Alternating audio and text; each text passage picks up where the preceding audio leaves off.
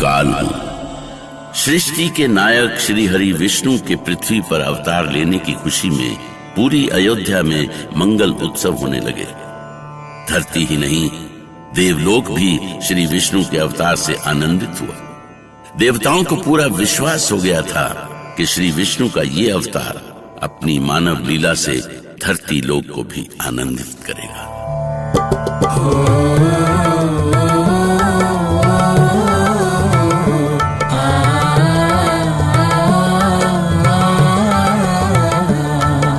झूमे नाचे सकल अयोध्या, राजमहल में बजे बधैया। झूमे नाचे सकल अयोध्या, राजमहल में बजे बधैया। बलिहारी भई मात कौशल्या, थकेले नारद की बलैया। झूमे नाचे सकल अयोध्या।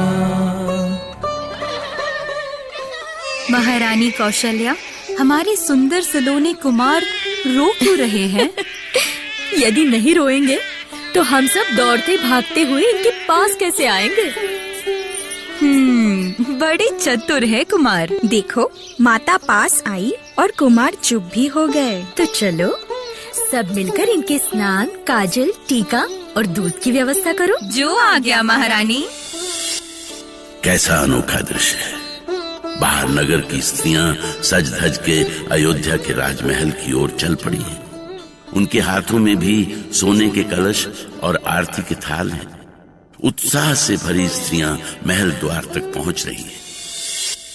क्षमा करें महाराज, महल के मुख्य द्वार पर पूरी अयोध्या उमड़ पड़ी है। सभी कुमारों के दर्शन कर उन्हें आशीष देना चाहते हैं। इतने समय बाद प्रजा की मनोकामना पूरी हुई है। उनके लिए राजमहल का द्वार खोल दिया जाए, उनकी हर इच्छा पूरी की जाए।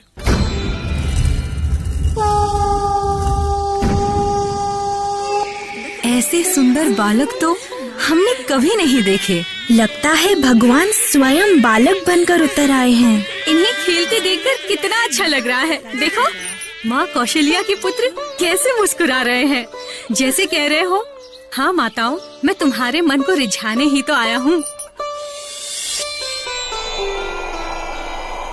नारायण नारायण, आज तो मेरा जीवन धन्य हो गया माता पार्वती।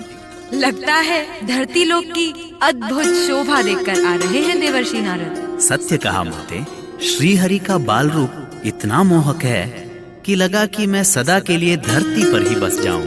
तभी तो देवगण भी उस रूप को देखने अयोध्या पहुँचे हैं। अर्थात महादेव भी अयोध्या के राजमहल में। वो देखिए देवर्षि, वो तांत्रिक के वेश में वहाँ डमरू बजाते हुए बालक के सुंदर रूप को निहार रहे हैं। कैसा रूप है हमारे कौशल्या नंदन का कि स्वयं अवघड़ शिव भी बच्चे बन गए। डमरू उठाए पहुंच गए हैं अपने श्री हरि को देखने। जाने कैसा होगा महादेव और श्री हरि का मिलन। रामायण। आगे जानने के लिए सुनते रहिए फीवा प्रस्तुति रामायण। हम लौटेंगे कुछ क्षणों में। रामायण।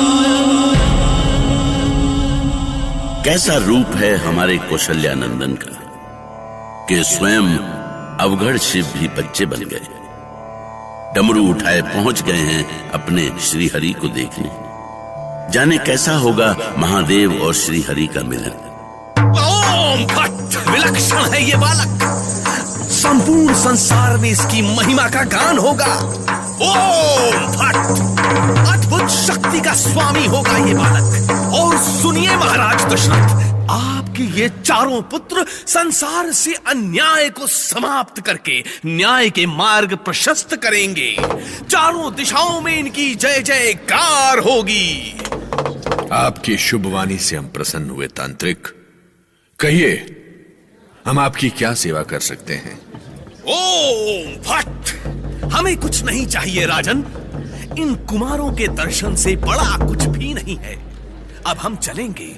वाह वाह, धन्य है तू श्री हरि। धन्य है। अजब तेरी माया, अजब तेरा खेल। मुझे लगता है कि ये कोई सिद्ध महात्मा थे महाराज। हाँ महारानी कौशल्या, कोई साधारण ऋषि हमारे पुत्रों के संबंध में ऐसी भविष्यवाणी कैसे कर सकता है? उन्हें देखकर ऐसा लग रहा था जैसे स्वयं भगवान शिव बोल रहे हैं।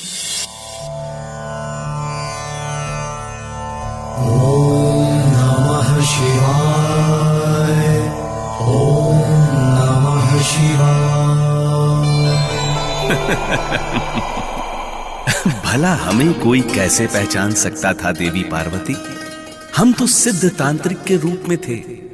सच, चारों बालकों को देखकर कितनी प्रसन्नता हुई। ये सौभाग्य मुझे कब प्राप्त होगा स्वामी?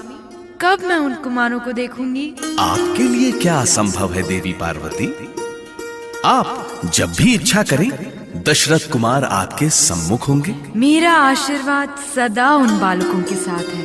ये आशीर्वाद का बहुत ही शुभ समय है देवी, क्योंकि दशरथ कुमारों का नामकरण संस्कार होने वाला है।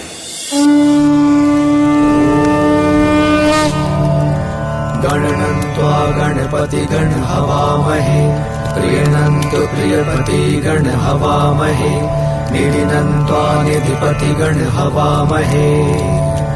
ओम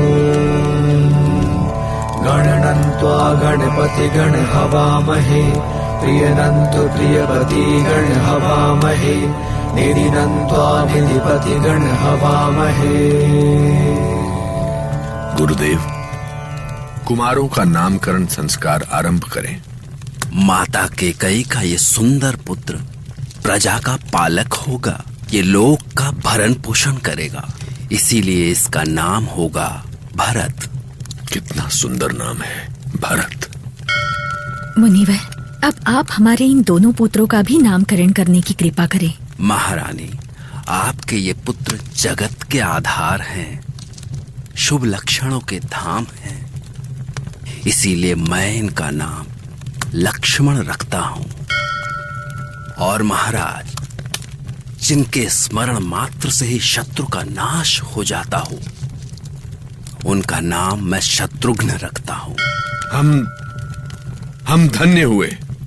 अब हमारे सुंदर सलोने ज्येष्ठ पुत्र का नाम रखें गुरुदेव। अवश्य महाराज।